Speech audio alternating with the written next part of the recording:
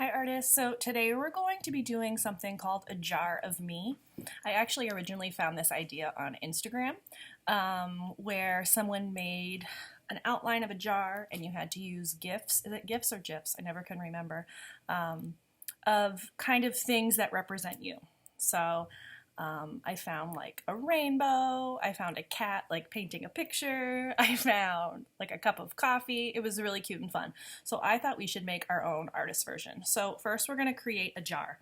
So you're just going to need a piece of paper and something to draw with. I'm going to use just a piece of white computer paper. You're going to have a Sharpie. If you don't have a Sharpie, it's okay. I'm just using that so you can see it. So we want to make this jar look a little bit 3D. So the first thing we're going to do is create the opening of the jar. And to do that, we want to make a really stretched out oval because jars are cylinders. So if I were to look down into a jar, it would be a circle. But if I tip it on its side, it kind of starts to flatten out. So to do that, I'm going to make a light curve. And then I want to mimic this curve, but I want to be careful not to make this have a point or an angle. Because then it'll look really flat. So I'm going to try my best to kind of curve it. It does not need to be perfect. Mine definitely is not. It's definitely bigger on this side. I'm going to make a little line down and a little line down. Okay? And then you can make your jar any shape you want. I'm going to make mine kind of go out like that. I'm not going to go all the way to the end.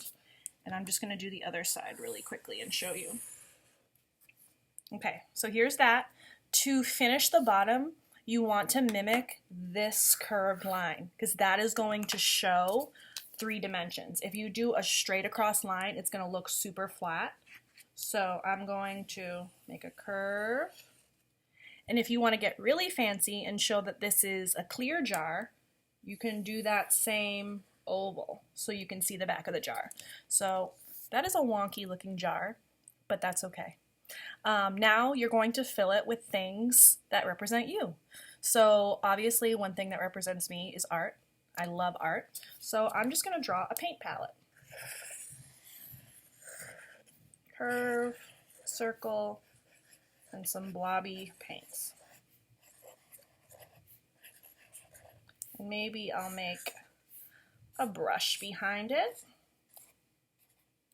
with some dripping paint. Gotta add some bristles to that brush. Here's my first thing. Another thing, I love color, so I'm gonna draw a rainbow. You can keep it as simple or as complicated as you'd like. And whatever coloring implements you have at home, whether those are crayons, colored pencils, or if you want to keep it black and white, that's fine. Try to really fill your jar with all different things that represent you. I can't wait to see them. Bye, guys.